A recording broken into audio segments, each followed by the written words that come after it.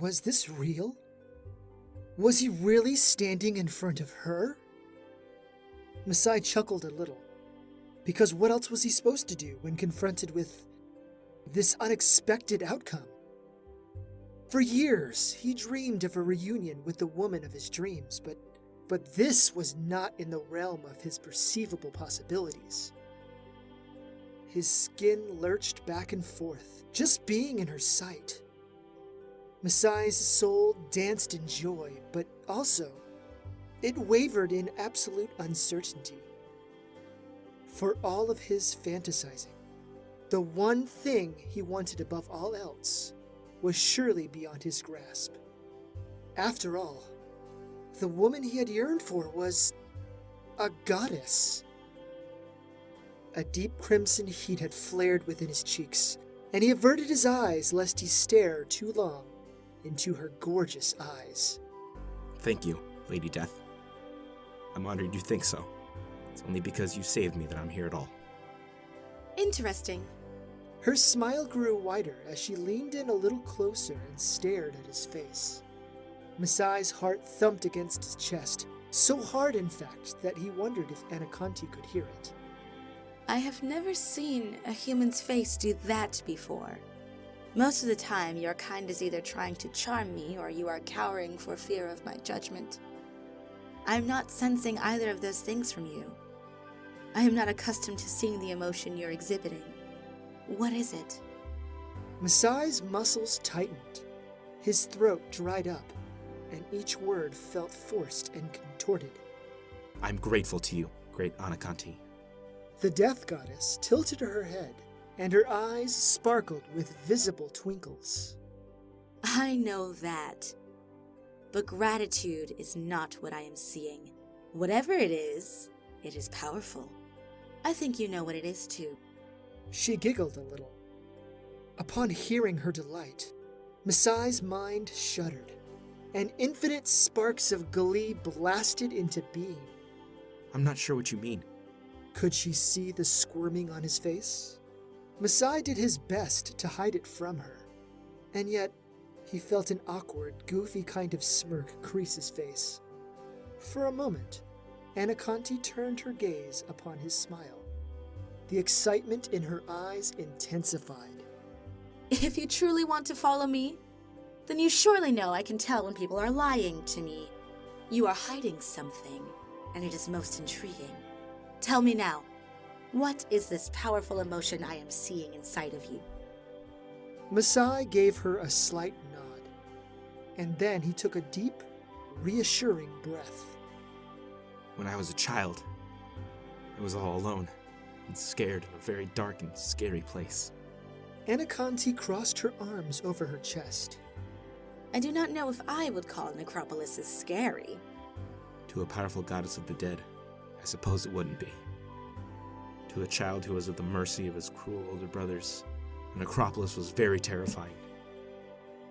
You saved me and kept me company until morning.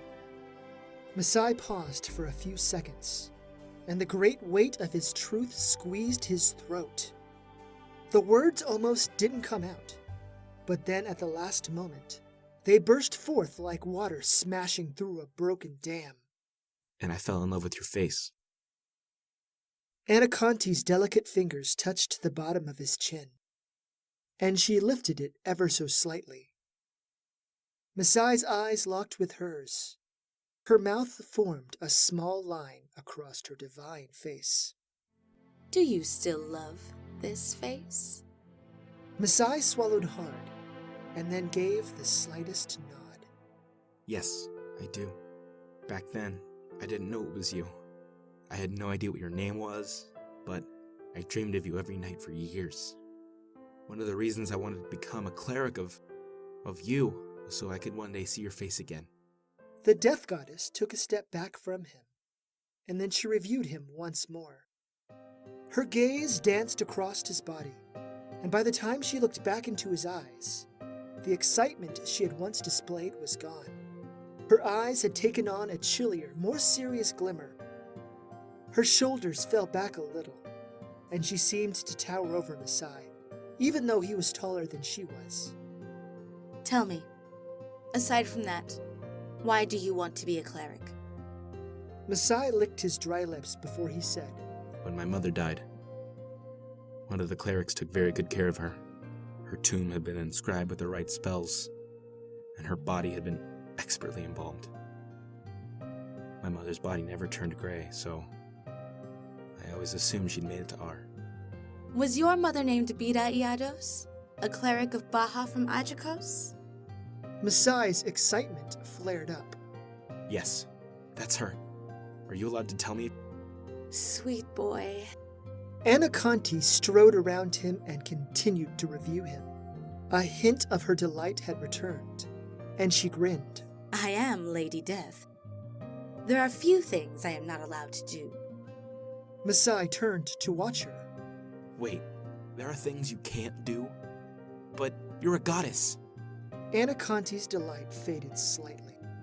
Regretfully, I too have rules placed upon me. To answer your question, yes, your mother went to R. Now answer mine. Tell me more of why you wanted to be a cleric. You were telling me about how someone took good care of your mother. How does that relate to your desire? Masai took a deep breath. For starters, I want to help people gain access to R. Secondly, I want to give the families who are left behind peace of mind. The afterlife is such an important part of Enonochian culture. Why aren't you one of the main pantheon deities? Anakanti stared at him for a moment. Under her critical eye, Masai squirmed. It didn't help that he had confessed his love for her and received nothing for it. What will you do for the people of Enonoch as a cleric? I plan to give fair dealings with the people who come to shrines for funeral rites. I also want to give people a better understanding of what to expect on their journeys through the land of the dead. I came here with someone who had no idea what they were supposed to do, and she was very afraid to take the journey. She arched an eyebrow at him. What do you mean you came with someone? You traveled with a soul in transition during your trial? Under her speculation, Masai's skin crawled. His stomach grew tight, and his palms moistened. I came upon 2 dead souls while I traveled here. One was a wealthy man who had 2 guardians. The other was an old woman who had no one to stand by her side. She said she was supposed to have better funeral arrangements. Something went wrong. Anakanti's grin returned. And what happened next? I helped her and protected her while she made her way through each gate. And what of the wealthy man? Anakanti's eyes twinkled brightly. Masai clenched his jaw. His stomach rumbled, though not out of hunger. A slight numbness had started buzzing in his hands. I left him to die since he abandoned Shanita and I when we needed him. I'm sorry. That was wrong of me. Anakanti gently rested her hand on his shoulder and gave him an affectionate squeeze. Do not feel too badly. You still passed the test. What do you mean? I don't understand. Shanita has been dead for a long time, before your grandfather was a twinkle in his father's eye. Anakanti encircled him again. She never made it to R, you see. The way she led her life was not conducive for entering the afterlife. So she has to repeat the journey over and over again? Forever? No, not forever. When I passed judgment on her, she begged me for mercy.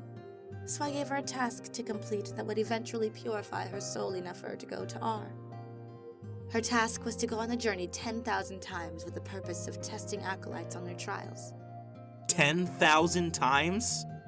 A small bubble of acidic goo popped in the back of his throat. Is she close to being completed? The death goddess giggled. It is sweet you care about her so much. Yes, she only has to do the trip 794 more times before I will test her soul again. And what about the rich man? Who was he? The death goddess's smile fell away, and a sort of silent groan escaped her. He was Shanita's only son, born from another man who was not her husband. Shanita's son betrayed her and stole all of her money. I would have split his soul had Shanita not begged me to spare him. In so doing, she added 5,000 trips onto her debt. Her son has to do 100,000 journeys. Anakanti shook her head. So I passed the test because I helped her? Anakanti nodded. You showed mercy and even protected the afterlife journey of someone who had already died. It was very commendable. Most people do not stop to help her, and in so doing receive harsher judgments from me on their worth to be a cleric. I am proud of you. Thank you, great Anakanti. May I ask you a question? Certainly. She stood in front of him and placed her hands behind her back. Masai's next breath felt heavier. How have you been over the last 9 years? I've thought about you every day and always wondered about that. Anakanti blinked at him a couple of times. You want to know how I've been for the last 9 years? Really? Why are you asking? You saved me so long ago, and in doing so, you claimed my heart. Masai winced, and a great fear tugged at his soul. Despite the unease, Masai forced out the next words. I care about you a lot, and hope you were well since I last saw you. She stepped back.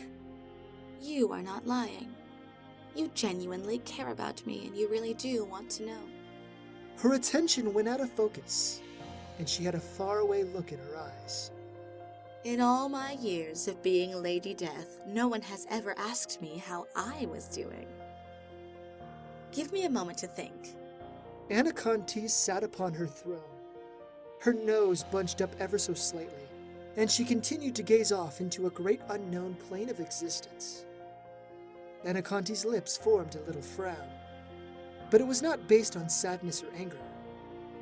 Masai's heart fluttered, and his spirit swayed all over again, just like when he was a boy. An hour or so seemed to stretch on, but Masai didn't mind. Her eyes settled on him, and all of his thoughts froze. I have been lonely for the past 9 years. I see people when I judge their souls and when I judge acolytes, but no one comes to visit me. No one asks me how I am doing. Aside from my jackals, I have no one to interact with. Spending that night with you was the most fun I have had in such a long time. She paused for a moment before she rose from the throne. And what about you? How have you been for the last 9 years? Do your brothers still torment you? And what of your sister, Iana? That was her name, right? A brilliant sun was born within Masai's heart. Wow. You remember those details? About me? His smile threatened to rip apart his face. And to answer your question, I've been alright, I suppose. I've let it be known for quite a while that I intend to follow your order, and many people have distanced themselves from me because of it. I don't care though. I've always felt it in my heart that I was destined to follow you. My brothers still torment me, but I still love them. As for my sister, she's still as wonderful and precious as she ever was. I appreciate your devotion, and of course I remembered those details. Now that I think about it, I have thought a lot about you over the last 9 years as well. You provided something I have never had before. She held her breath for a mere second. Companionship. Masai's spirit urged him to dance about in great jubilation, but a small sense of pride kept him in check. Acting like a fool in front of his most beloved patron goddess probably wouldn't help him in his long-term career goals. He bowed his head. I'm glad we've had that effect on one another. I'll be honest. I never thought I would see you again. I thought you were just a wandering and mysterious cleric. Now I get to serve you? This is much better than I thought it would be. I am quite happy as well. Anakanti waltzed over and grabbed the long golden staff with a large Ankh headpiece. Masai stared at it for a moment, and he quivered a little. This was the great Ankh, the most holy and powerful relic of the Anakanti order. Its visage had been depicted all over Enonoch. I thought you might have caved into your family's tradition and joined the military. I never thought you would be one of my own. Your time is almost out. The juice you drank has been working out of your system. We must finish this quickly. Anakanti raised the great ankh above her head and stared at it. Within seconds, the headpiece glowed with a brilliant onyx light. It shimmered like it was sparkling in a sphere of water.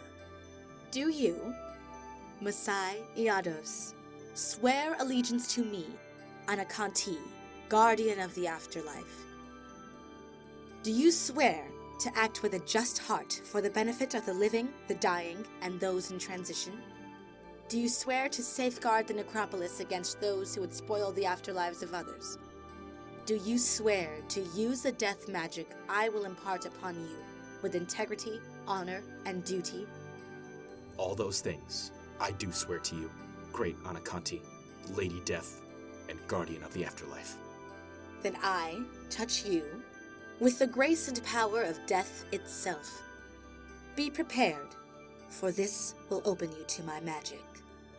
The energy from the ankh headpiece flowed down the staff and into Anakanti's body. Crackling magical energy outlined her form. The very air pulsated around her and rejoiced in her presence. According to lore, Anakanti was supposed to touch his forehead and allow some of her divine energy to slither into him. Masai braced himself, and he watched her eagerly. Anakanti just stared at him. After a moment, she got closer to him. A recognizable tinge of nervousness filled her voice. Forgive me if I deviate from tradition, but perhaps you will not mind too much. Anakanti got closer, and her eyes closed. Masai's heart raced within his chest, and his nerve endings buzzed. Unsure of what he was supposed to do, Masai simply closed his eyes. Seemingly alone in the darkness, Masai drew in another uncertain intake of air. He licked his dry lips, and he winced a little, even with his eyes closed. Surely what he desperately wanted wasn't about to happen. After all, he was simply a lowly mortal, and she was the most splendid creature in all of existence. She had been in his thoughts every... Soft lips pressed against his. In an instant, a torrent of energy flowed into him. Pain and pleasure cascaded together in a collision of opposing waves, and his blood both boiled and froze continuously. A powerful shock zapped throughout Masai's face, and it jolted down his chest. The goddess stepped back and beheld him with wide eyes. Are you all right? I did not know that would happen. Pain still resonated within him like an echo, but he beamed a goofy smile at her. It was nothing. Actually, it was the most enjoyable thing to ever happen to me. She paused for a moment before grazing her fingers against his cheek. I am rather enjoying this level of intimacy. I have never had it with anyone else. Nor I. And I don't think I want to have it with anyone else either. I am unaccustomed to kissing. Anakanti gestured with her chin. It is most unusual. Masai's muscles tensed. I'm so sorry. My lady, I hope I have not... She dismissed him with a nose nuzzle. I never said I was offended, just unaccustomed. If I had more time, I would enjoy rather doing it more. Just now you made a very bold statement. Were you being truthful? A brief moment of playfulness bubbled up in him. Great Anakanti, I thought you could tell when people were lying. Search every inch of my soul, and you will find I'm being 100% truthful. If that is the case, I will hold you to it. Her flash of delight took on a devilish quality. I have never had anything of my own. Least of all a man who has pledged his heart to me. I rather enjoy it. Masai smiled widely as he got to his knees before his beloved goddess. She watched him with playful eyes. and when Masai gestured for her hand, she willingly gave it to him. His soul flickered with fire born from Arcos herself, and from that warmth, Masai discovered more than a little courage. He kissed the back of her hand and held onto it tightly. Anakanti's skin felt so cool against his own, and it was totally mesmerizing. Their eyes locked. By Dia's grace, Lady Death's eyes were more marvelous than anything Masai had dreamed of over the last decade. You are about to fade. Take care, sweet boy. Everything gradually became brighter, and soon a blanket of white light surrounded Masai. His eyes fluttered open and revealed a dark room. A single flame flickered in the room, and a person sat in the shadows. Anakanti? He tried to rise, but 1,000 needles pressed into his skull. Agony throbbed everywhere all at once. A woman stood over him. Are you all right? Masai opened his eyes wider, but his eyes still held on to the haze of darkness. Anakanti! No, my friend. It is merely Doja Mayu. Who? I don't know that name. Masai grabbed his head and laid back down. At the moment, he rested on a small but comfortable cot. Slowly, his eyes adjusted to the light, and his mind awoke from its hazy funk. In the gloom of the shadows, the woman's face appeared more distinctly. You're the cleric who led me here. His throat and chest cavity ached wildly, and the pain rocked him so intensely that he curled up into a ball. A soft hand rested upon his back. Don't worry. It's the effects of having brand new mana placed within you. Here, drink this. Keep drinking until you feel pressure in your throat. The cleric handed him a small, narrow bottle. In the candlelight, it appeared to have a dark azure color. What is this? It's a magic potion that will allow your body to start generating your own supply of mana. Go ahead, drink up. The cleric smiled at him. Masai uncorked the bottle and sniffed it. A sour yet not entirely unpleasant aroma filled his nose. As he leaned his head back, his throat and chest throbbed harder. The smooth glass touched his lips, and a stream of sour-tasting juice ran all the way down his throat. The ache dulled and then vanished altogether. The abrupt sourness soon made way for a soothing, sweet taste. Masai swallowed gulp after gulp. On and on he drank, and Masai consumed more than what a typical bottle of that size should have been able to hold. It didn't matter, though. The more the liquid coated his throat, the better he became. His aching head also diminished, and his body surged with life. Time distorted as Masai continued to drink from the bottle. The cleric let out an audible gasp as she watched him. But Masai had his eyes closed, and his mind focused on how good the juices made him feel. When the pressure finally formed in his throat, he took the bottle away from his lips. I feel so much better. He gave the cleric a confused gaze. Why are you gaping at me like that? You've been drinking for almost 15 minutes. Most people stop after 5. The longest I've ever heard of someone drinking before this had been 7 minutes, and she was a savant for our order. Masai licked his lips, but not because of the juice. Perhaps I'm lucky? So, what happens next?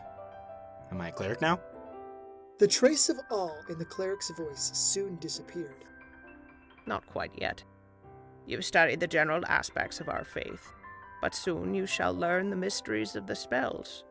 That happens tomorrow. Will you teach me such mysteries? Masai asked as he got up from the bed. No, I'm not nearly experienced enough. We have trainers for such things. The cleric gestured back to the bed. You may want to sleep. You'll need your rest. I suppose you would know better than I. Masai laid back down and watched the cleric leave. Anakanti's smile peered at him from the depths of his mind. The latent memories sent white-hot slivers into his heart. If I had more time, I would enjoy rather doing it more. Her sweet voice sent shivers through his skin. Masai longed for her touch again, and the grace of her lips. Masai's eyelids grew heavy, and the energy that once gave him a surge of strength melted away.